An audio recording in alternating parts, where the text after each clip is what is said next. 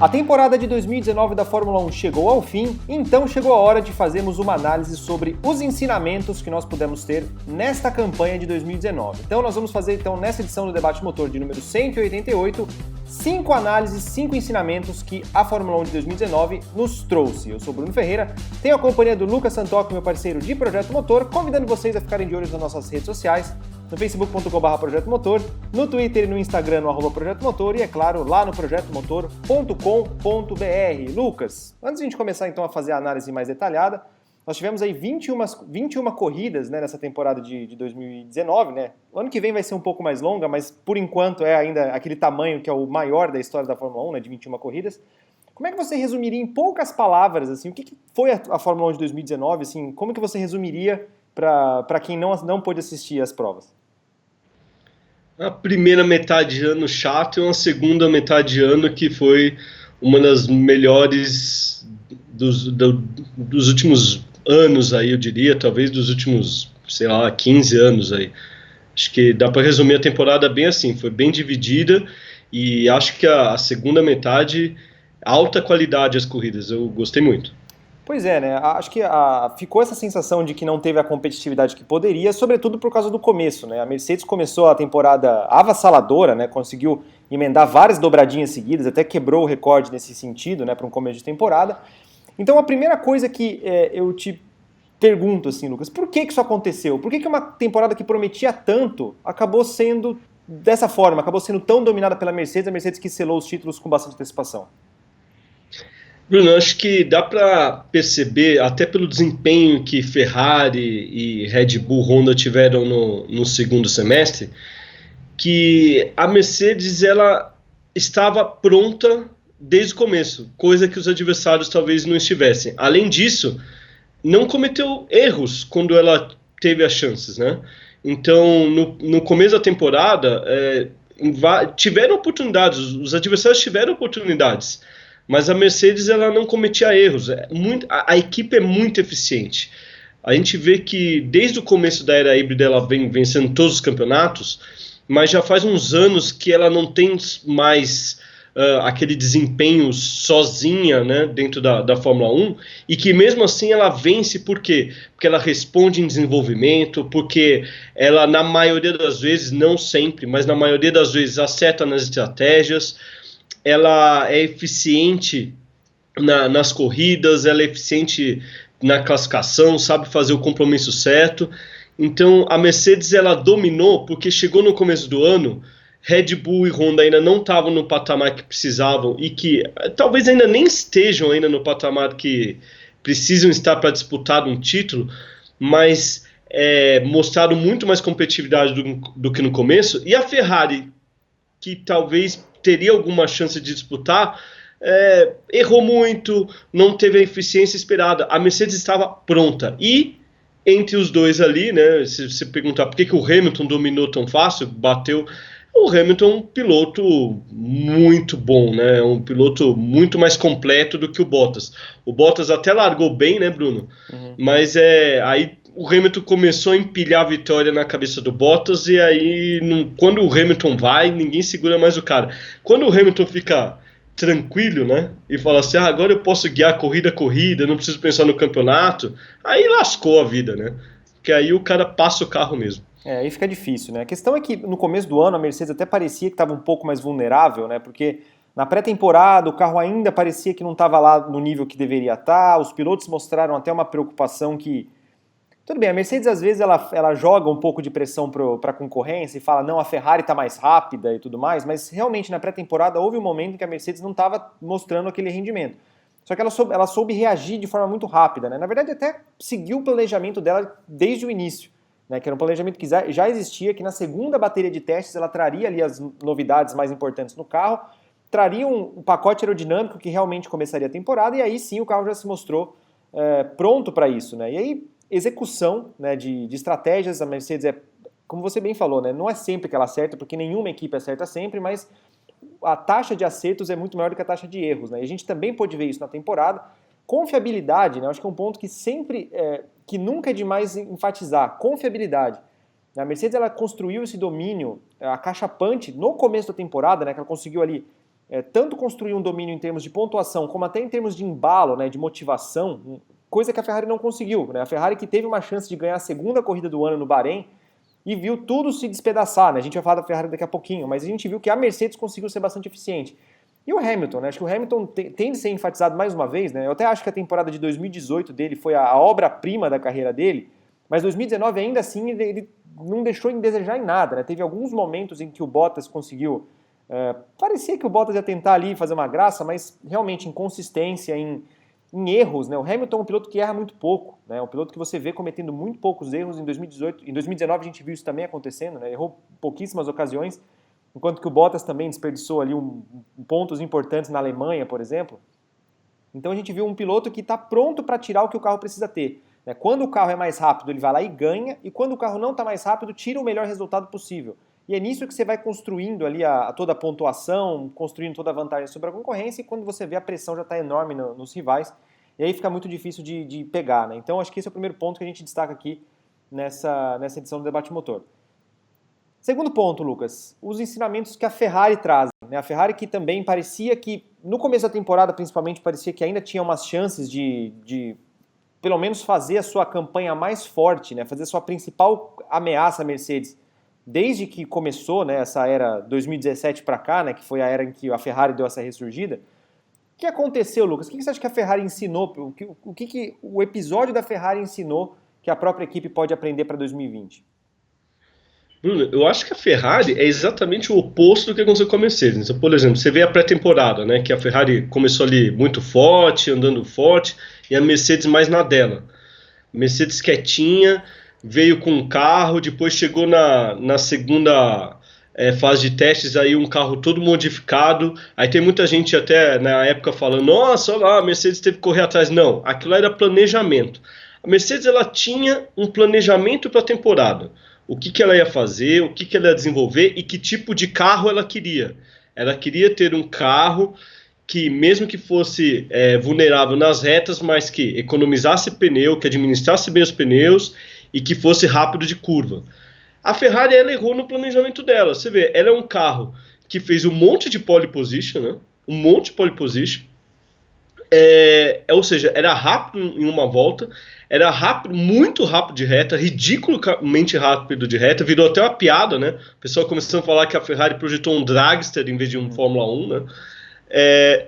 Só que acontece, era um carro que tinha problemas de administração de pneus. Abu Dhabi, última etapa, eu até no bate-pronto de Abu Dhabi, eu falei muito que como a prova, o GP de Abu Dhabi meio que resumiu a temporada de 2019, porque é um circuito bem que mostrou a característica dos carros, como o Mercedes confiável, em curvas, administração de pneus e tudo, e a Ferrari tem que fazer duas paradas, errando nos pits, né? Errou no pit do Alonso, quis fazer aquela gracinha de chamar os dois pilotos na mesma volta, do Alonso, nossa. Voltou no tempo, Lucas, voltou no tempo. Nossa, agora...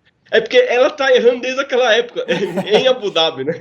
Pois é. Então, assim, ela quis chamar os dois pilotos na mesma volta, errou no pit do Vettel, errou na estratégia, o Leclerc estava com o pneu médio, então assim, não tem nem a desculpa de que largou com o macio, então precisava parar antes. Então assim, a Ferrari faltou planejamento, errou no planejamento, né? Não é que faltou, ela teve um planejamento, só foi errado, e cometeu muitos erros, né, em estratégia. Outra coisa, ficou o ano inteiro amarrado naquela história de Vettel, deixa o Leclerc passar, Leclerc, deixa o Vettel passar, sabe? Muito querendo mostrar, interferir nas corridas, e também teve problema de confiabilidade, né?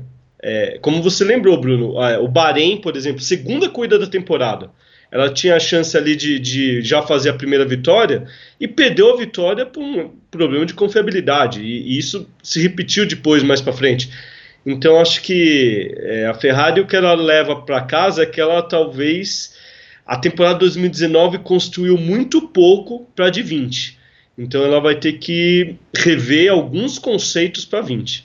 Para acrescentar só algumas coisas, né? Tem o lance do conceito do carro da Ferrari, né? Que era um conceito que realmente enfatizava muito velocidade em linha reta, e isso atrapalhou até um pouco a forma como a equipe gerava os pneus. A gente falou disso já em outras oportunidades, eu não vou repetir isso aqui, mas além disso, também teve alguns outros pontos, né? Porque era uma primeira temporada de um novo chefe de equipe, né? O Mattia Binotto assumindo a chefia da Ferrari, e você viu que dava para ter ainda alguns pontos que precisavam melhorar, né? Gestão de pilotos, né? Gestão de estratégia, o funcionamento da Ferrari como um todo, né? Acho que acaba sendo até um reflexo disso, né? De como que uma mudança também provoca as suas consequências e exige um tempo, né? Para você colocar as coisas em ordem, né? E acho que isso, 2019, por mais que tenha sido uma temporada em que a própria Ferrari esperava lutar pelo título e conquistar o título, ainda ela visivelmente não estava pronta para isso.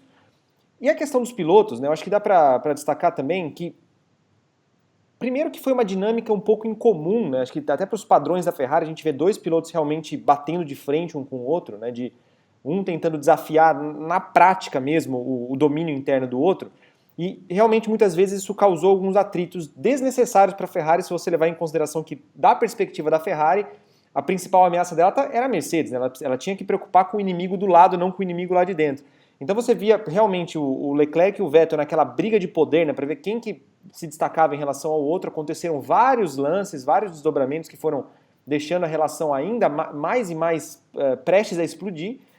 Aconteceu o lance de Interlagos, né, que eu acho que simboliza um pouco essa falta de tato, né, acho que a falta de sensibilidade da Ferrari com relação ao que estava acontecendo.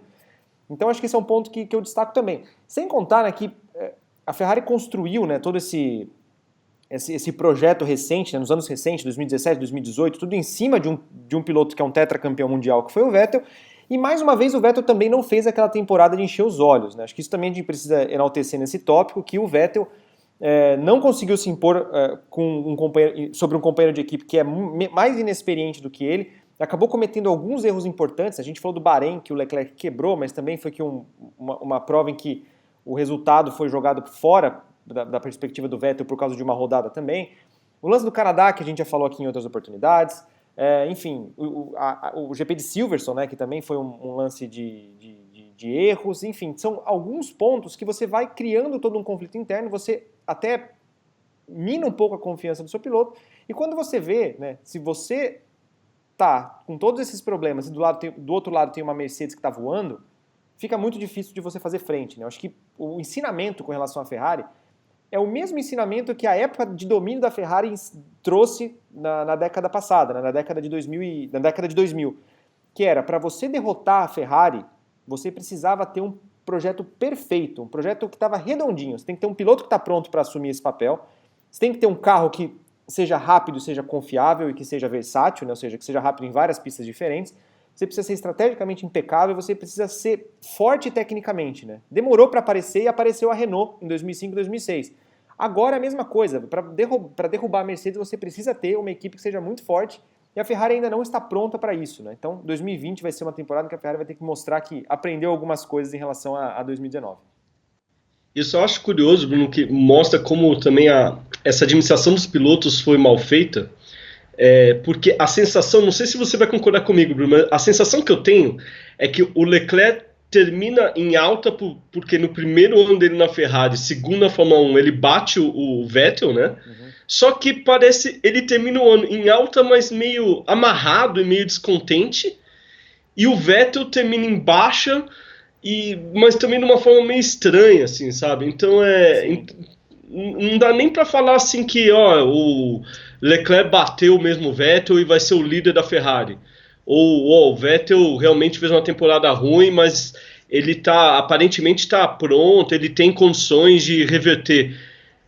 Nenhum dos dois, ficou tudo meio estranho o final da temporada, né? O jeito que a Ferrari administrou tudo, ela conseguiu, parece que, estragar tudo, né? Na administração dos pilotos. O descontrole ali foi tão grande que realmente não sai ninguém que saia realmente em alta, né? O Leclerc sai por alta por ter batido o Vettel, mas ainda é uma questão muito estranha porque está tudo ainda meio amarrado com relação a essa gestão de pilotos.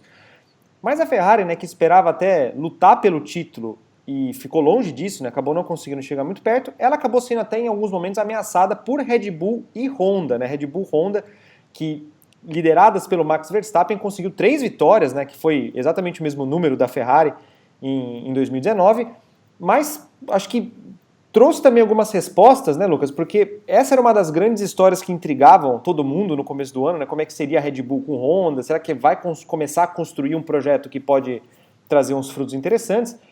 Que conclusão você tira dessa temporada da Red Bull? Bruno, acho que o problema da Red Bull é que não tem um segundo carro, né? O Gasly na primeira metade do ano foi muito mal, o Albon na segunda metade do ano foi melhor que o Gasly, mas também longe do que, por exemplo, o Verstappen fez, né? Longe do que talvez o Ricciardo trazia. Por exemplo, o Ricciardo trazia um desempenho mais próximo do Verstappen, né? Sim. Ele trazia uma segunda opção para a Red Bull em termos de estratégia, tática de corrida, né? Agora, se você olhar, concentrar só no que aconteceu no carro do Verstappen, o cara bateu as duas Ferraris, né? Então, assim, ele terminou na frente tanto do Leclerc quanto do Vettel no campeonato. Então, assim, dá para falar assim, a Red Bull perdeu no construtores porque ela não teve um segundo carro, mas no mano a mano ali, ela acabou conseguindo bater os dois carros da Ferrari. E se você olhar, você tira as 8 primeiras etapas que a Mercedes, né, brincou, né, no campeonato, da 9ª à 21ª etapa, que foi o campeonato legal, vamos dizer assim, né, você vê que o Hamilton teve 5 vitórias, o Verstappen 3, Vettel 2, Bottas 2 e o Vettel 1. Ou seja, o aproveitamento da Red Bull foi muito bom com o Verstappen. Uhum. O Verstappen fez eu acho que assim, ou seja, aí sim, se a gente fala que a Ferrari não conseguiu construir algo, talvez para o próximo ano, que a Ferrari está uma casa meio confusa ali, não estou tirando, né, só para deixar claro também, não é que eu já estou falando que a Ferrari está lascada no que vem, mas a Ferrari tem que se reorganizar. A Red Bull, o pacote Red Bull Honda Verstappen parece que já estão indo com uma base mais sólida para 20, né? Ou seja, é um trabalho bem feito, um trabalho que mostrou resultado no segundo semestre, né? Mostrou resultado não só em corridas malucas, né? A Áustria era uma corrida muito diferente, Hockenheim foi aquela maluquice, mas, por exemplo, no Brasil eles foram super competitivos. O Verstappen nadou de braçada na corrida, né? Uhum. Então acho que acho que foi um ano positivo para se pensar que a Honda, do jeito que chegava, com vários questionamentos e tudo mais, provavelmente até a Red Bull com medo, né? Porque você vê, a Red Bull fechou com a Honda porque não tinha muita outra alternativa, e bastidores o pessoal até falava que eles estavam batendo na porta dos outros, não sei o quê. Então acho que foi um ano positivo assim para dar uma tranquilidade. E acho que eles têm sim uma base, principalmente com o Verstappen, de pensar em algo melhor, mas tem que começar o ano bem já, né? A Red Bull ela começou a temporada com ambições até um pouco diferentes em relação à Ferrari, né, que a gente falou agora há pouco. A Red Bull ela tinha a missão de fazer exatamente o que ela fez, né, que é um campeonato legal, lutando por vitórias, né? A gente até falou em um programa específico que a gente fez sobre Red Bull no meio do ano, que se terminasse a temporada com uma vitória seria bom. Terminou com 3, né? Isso é um ótimo sinal. Não mostrou falhas mecânicas, né? Claro que também a temporada não foi perfeita nesse sentido, né? Teve até as punições que tanto o Verstappen como o Albon tiveram ali quando a Fórmula 1 voltou das férias, mas não foi uma temporada catastrófica nesse sentido, ou seja, mostrou que tem uma base interessante. Então, você observa que a Red Bull realmente construiu uma base boa para subir daqui para frente. É claro que algumas coisas precisam ser melhoradas, né? Acho que até em relação à confiabilidade, né? De você terminar uma temporada inteira tendo, de preferência, sem punições, né? Porque, como eu até falei, para derrubar a Mercedes você precisa ter uma campanha impecável, então é muito importante isso.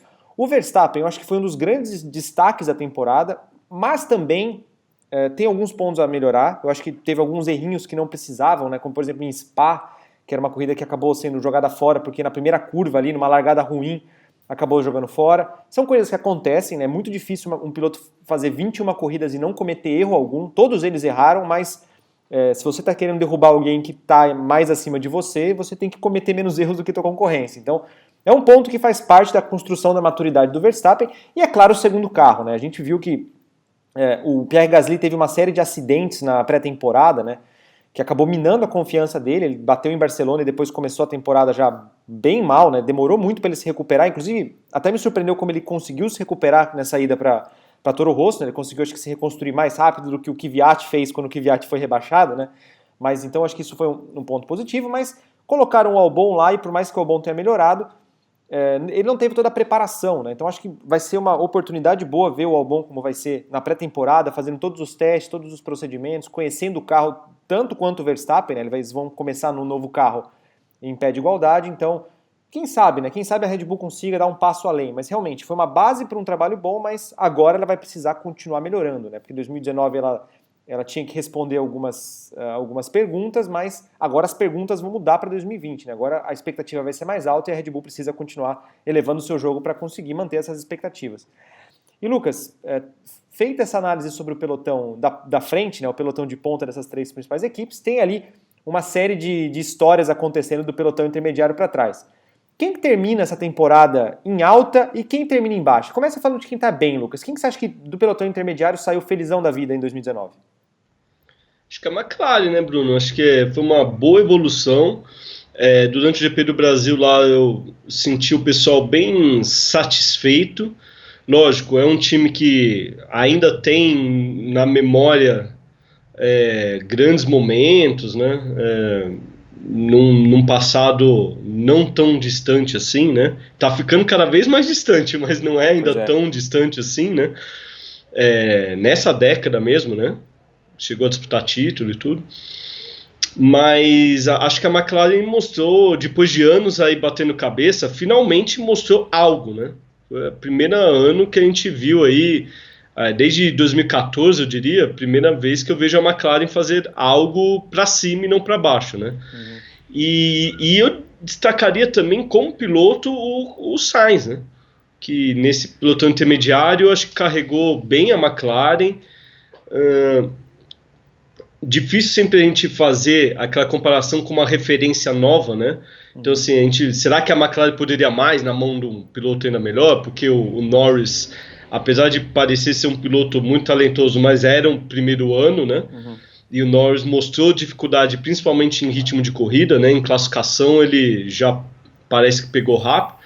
Mas mesmo assim, acho que o Sainz, ele terminou em sexto, né? Ou seja, você tem as três melhores equipes que todo mundo sabe que tá na frente de todo mundo, ele ainda pegou a vaguinha de um dos carros ali, né? Naquela indefinição da Red Bull entre os dois pilotos dela, ele foi lá e abocanhou, né? Então acho que a McLaren e o Sainz, para mim, são os que saem por cima no final do ano. E por baixo? Eu acho que com relação a quem sai por cima, acho que é mais ou menos por aí mesmo, né? Eu tenho até pouco a acrescentar, porque realmente a McLaren fez o que tinha que fazer, né? Como a gente fala, claro que para a McLaren ficar totalmente satisfeita, ela vai querer lutar por títulos e vitórias, mas isso é completamente fora da realidade, né, da Fórmula 1 de agora. Então, para ela, depois de uma temporada sofrível em 2018, o realista era realmente botar a casa em ordem, trazer uma dupla diferente, né? Acho que é sempre um desafio a mais quando você traz dois pilotos diferentes, principalmente dois pilotos que são bem contrastantes, né? Um cara mais experiente e outro que está chegando agora, mas ela conseguiu mostrar uma evolução, não teve grandes quedas de desempenho e terminou como a melhor do resto. Acho que ela podia pedir pouco mais do que isso, né? Então quem sai por baixo, Lucas? Acho que essa é uma resposta até meio fácil de dar. Vamos ver se você vai falar mesmo o que eu estou pensando. Acho que sim.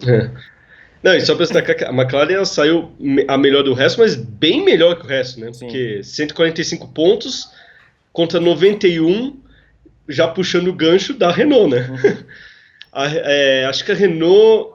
eu vou até falar, para mim as duas equipes que saem bem por baixo são Renault e Haas, né?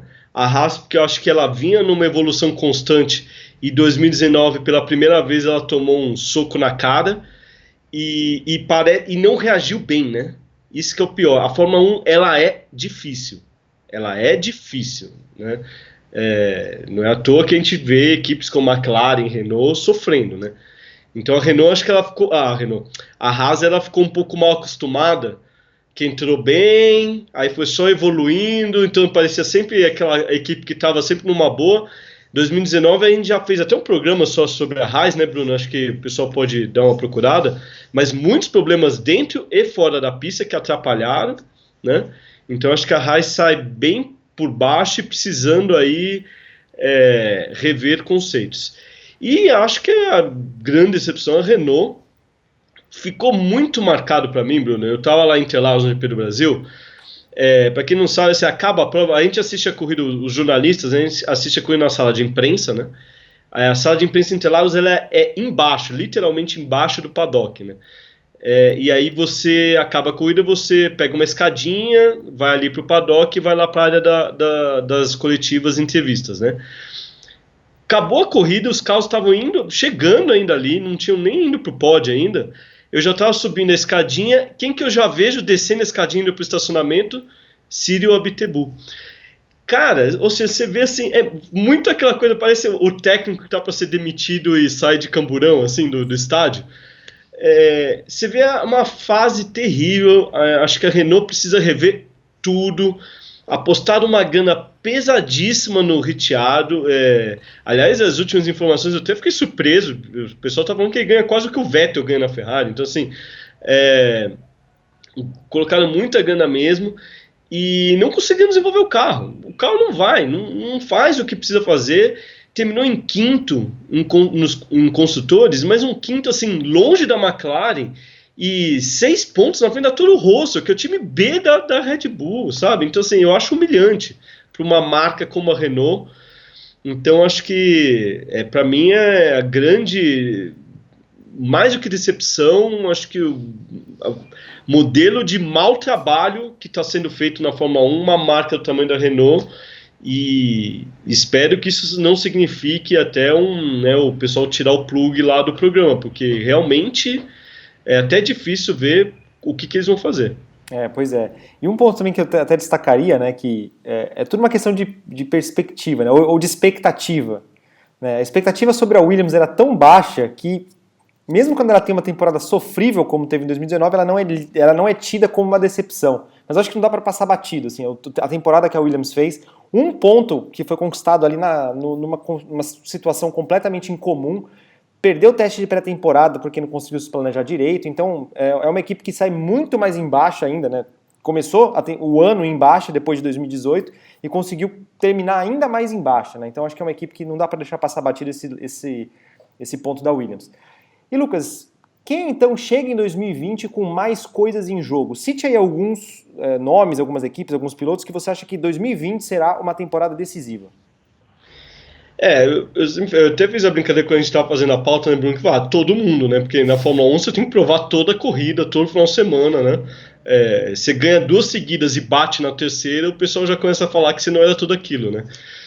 Mas eu acho assim, hoje, dezembro de 2019, olhando o que aconteceu nessa temporada, acho que quem tem uma mira gigante na cabeça é o Vettel.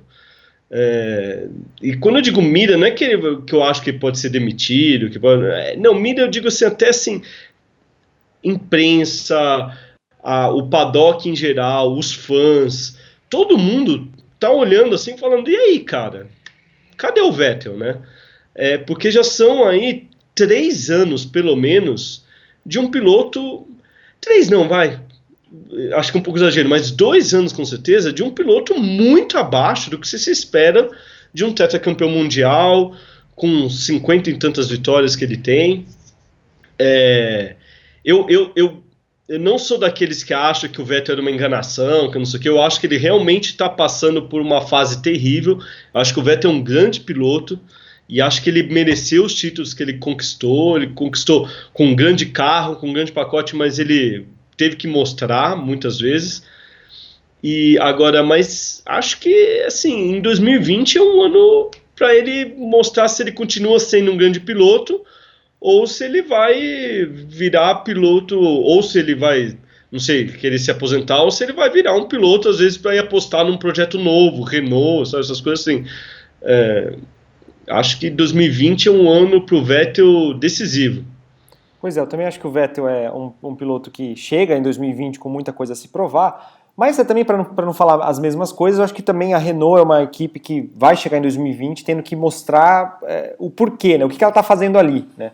A gente falou até num programa passado como que 2019, né, esse finalzinho de 2019 ia ditar muito como que as equipes chegariam a 2020, porque 2020 vai ser uma temporada de transição, né, vai ser uma temporada em que as equipes vão se preocupar com 2020, mas também vão ter que se desenvolver para o novo regulamento de 2021.